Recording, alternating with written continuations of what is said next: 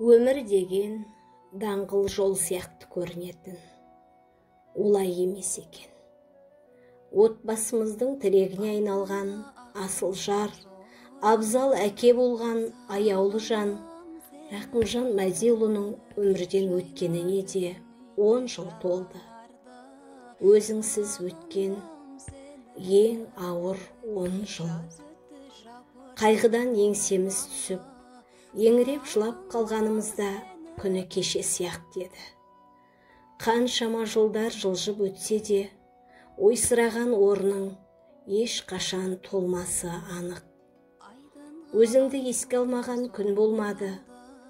Әр қуаныштың артынан қайғының табы қай уақыттан да сезіліп тұратын отбасың ғана жақсы біледі.